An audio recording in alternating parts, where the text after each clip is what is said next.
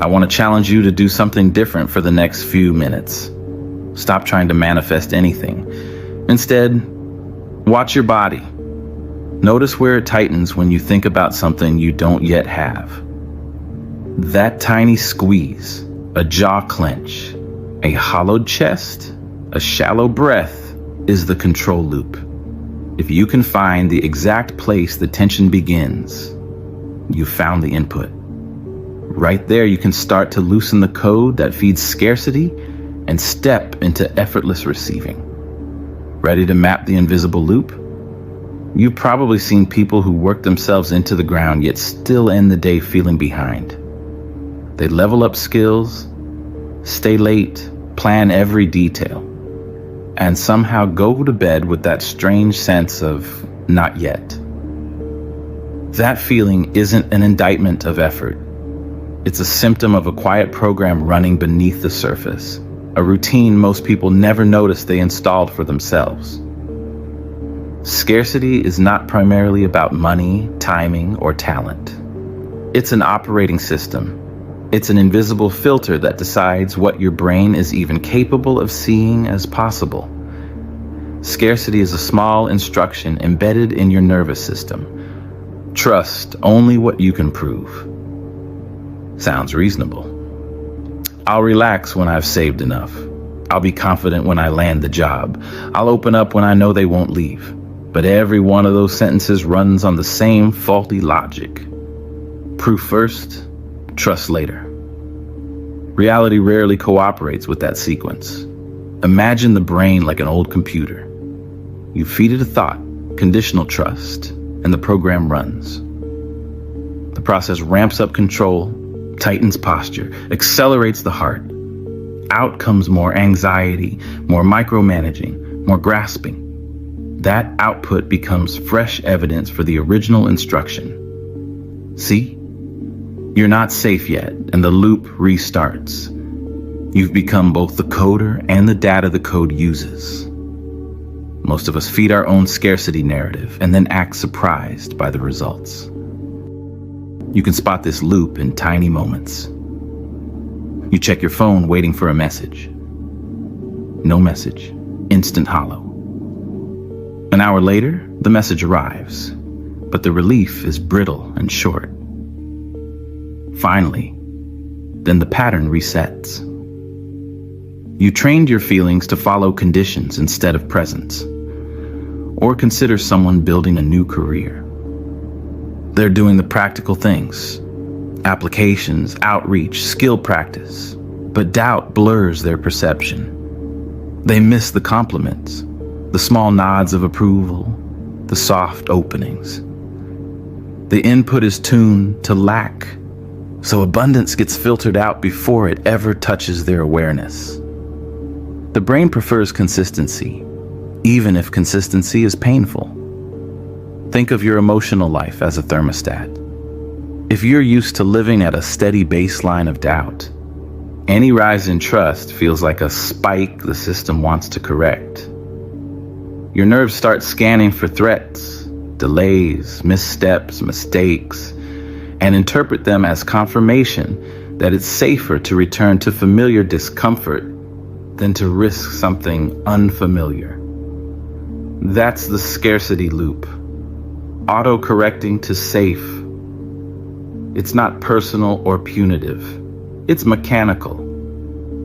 There is always a backstory, a reason that pattern got installed.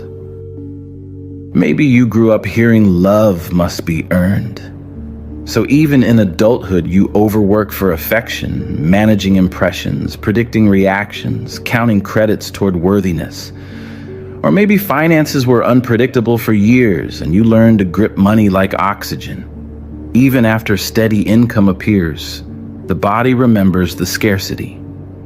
The physiological signature of lack, tight shoulders, shallow breathing, clenched stomach, can live in you long after circumstances change. And here's the paradox. The stuck feeling isn't random. It's designed to protect the system's stability. Every "I need proof before I trust" moment is the operating system defending its rules. But once you see it that way, you stop attacking surface problems and start debugging the mechanism itself. You begin to notice where conditional trust sneaks into your life. The pause before you hit send, the hesitation before you apply, the small tug on your throat the moment you consider enjoying something that's already working. Those moments aren't failures. They're system alerts. If this is a loop, then the logical question is, what happens when you interrupt the input? What if the first signal, the one that says, "I'll trust when I see proof," flips to a new command, "I trust as the proof forms"? If you can do that, control has nothing to feed on. The loop runs out of fuel. The program begins to rewrite itself.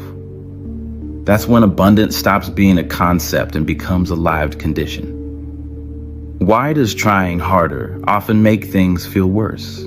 Because effort born of fear broadcasts desperation. When your actions come from tightening and micromanaging, they loop energy back into the very scarcity you're trying to escape. It's not that effort doesn't matter. It's that effort wired to fear is like pushing on a locked gate with all your might. The gate stays closed and you exhaust yourself. Control can look like discipline, but underneath, it's usually an emotional defense system. If I do more, I'll be safe. The problem is, each tightened grip signals to your nervous system that letting go would be dangerous. So release feels unsafe and you double down. The rope you're trying to pull forward becomes a noose. From the brain's point of view, this all makes sense. It predicts the future from the past. If disappointment is the regular forecast, your mind scans first for threats, not opportunities. Neuroscientists call this predictive processing. You don't consciously decide to expect lack. Your brain rehearses it without your permission. Confirmation bias then selects evidence that supports the rehearsal. If you believe life is hard, you'll notice every delay and miss the eases. Hope rises and the body quietly drags you back to doubt, like a thermostat pulling the temperature to the old setting. So what does that mean day to day? It means you aren't starting fresh simply by deciding you are. You might be replaying memory disguised as today. The pattern looks familiar. The colleague who prays for recognition but triple checks every email. The person who collapses into bed exhausted because they manage tomorrow's risks all day. The person who keeps changing jobs, hoping the next one will finally let them relax. The invisible loop repeats with new scenery. The cost is high. Constant vigilance drains vitality. Sleep doesn't refresh. Intuition gets drowned in noise. And natural timing slips away. You stop sensing when to rest, when to strike, when a thing is ripe. Here's the crucial shift, one that changes everything without requiring radical overhaul. Stop treating the cycles as failure and start reading them as information. Frustration maps where the system runs strongest. Fatigue points to where trust has been replaced by vigilance. The lack of flow is not punishment. It's instruction. It says, you're pushing where you'd be better off allowing. When you interpret triggers as guideposts, every irritation becomes a teacher instead of an enemy. This is freeing because it reframes control not as a sin to remove, but as a tool overused. Control's original job is safety. It keeps you alive. But when it's the default, it becomes defensive and blocks life's currents. Recognize control's good intentions, then reassign it. Teach it that sometimes safety looks like receptivity.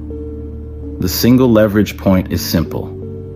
Change where the system takes its first cue. Move the input from proof first to trust as proof forms.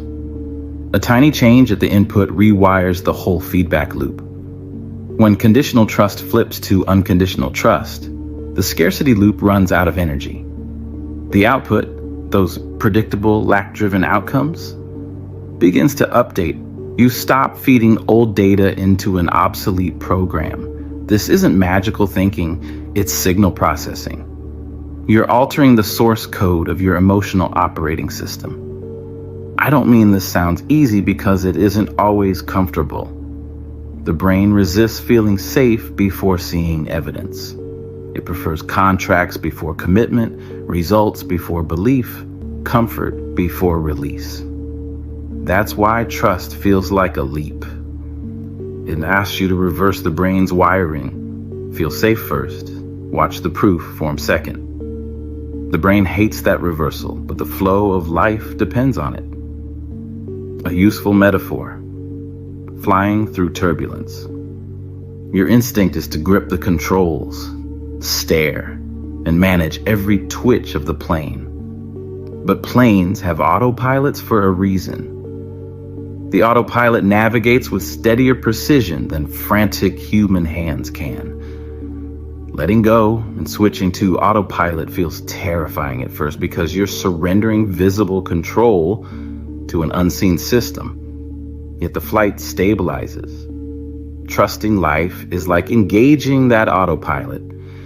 You stop translating every wobble into danger and start reading it as a correction. You'll know you've slipped back into manual mode by how your body signals. Shoulders tighten, breath shortens, the throat constricts. That contraction isn't proof something's wrong. It's the old scarcity program reactivating. When that rush of urgency screams, "Fix this now. Don't respond immediately." Watch it. Breathe. Give space to the discomfort without fueling it with action. Each pause before reaction teaches your body a new language. Trust does not equal recklessness. Trust is a posture that lets stability reform without interference. Systems theory shows small changes at high leverage points transform entire structures. Trust is such a point. You don't need to rewrite your life to change your life. You need to change where your system takes its cue. Shift the input from proof-seeking to trust, and the network of feedback starts aligning itself. You won't always see immediate miracles. The old loop will test you with delays and mixed signals. But instead of reading glitches as blocks, read them as recalibrations. Evidence the output is indeed updating. The real proof is not a single event, but a pattern. Fewer frantic reactions, clearer opportunities, fewer wasted cycles. Here's a practical minute-by-minute practice you can try this week. It's small, non-religious, and immediate. First, notice. 3 times today, stop and find the first place your body tightens when you think about something you want. Name it. Jaw, chest, belly. That's the input. Second, pause. When you feel that contraction, breathe into it for 5 slow counts. Don't fix anything. Just map the sensation. Third, reframe. Say silently, "I will trust as the proof forms." Not, "I'll trust when." Not, "I'll trust if." This tiny wording is the programming change. Fourth, act lightly. Do one small, non-gripped action toward your goal. Send one email, post one idea, make one call, but remove outcome expectation. Act from curiosity, not desperation. Fifth, record. Note what changes. Not every action will pay off immediately, but your perception will shift. You'll start to spot timing you missed before. The brain relaxes enough to register cues it used to filter out. Let me give you a concrete example. Someone I know lived in financial unpredictability for months. They applied, chased clients, micromanaged every lead. Nothing stuck. One week, they tried a different posture, no frantic chasing. They focused on service, reached out when the timing felt right, and followed a few small intuitions.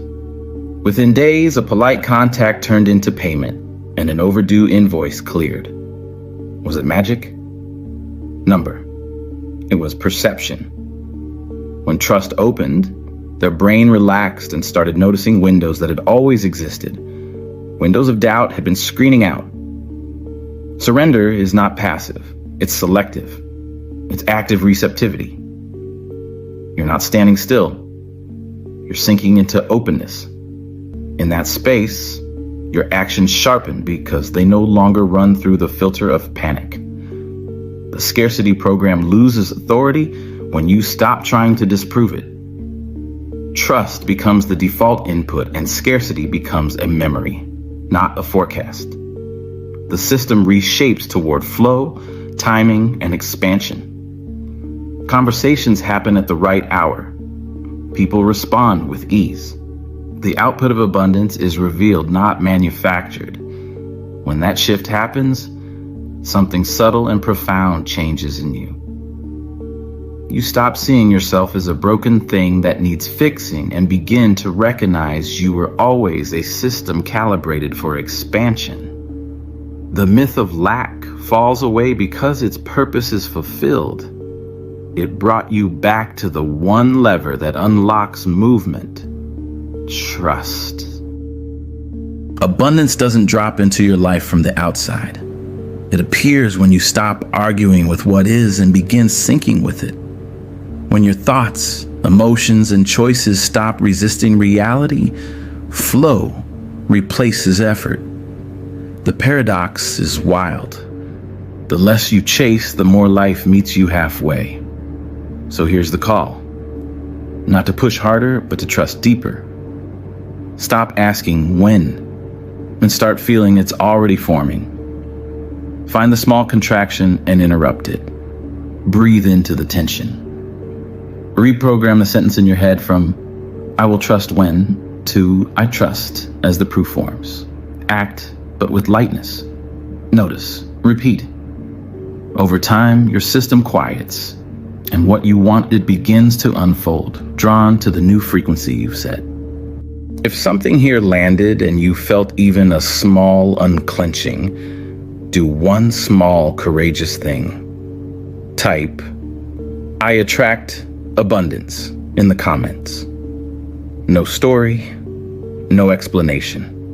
Just those 3 words. That tiny public declaration locks an internal shift into external reality. It signals your nervous system that you're no longer operating from scarcity, and it broadcasts your new frequency into the field. If you know someone stuck in the pause, share this and ask them to write "I attract abundance too." Small public promises become private engines. The system is listening. The loop is solvable. Your turn into abundance begins with a single gentle reprogramming of where you let life take its cue.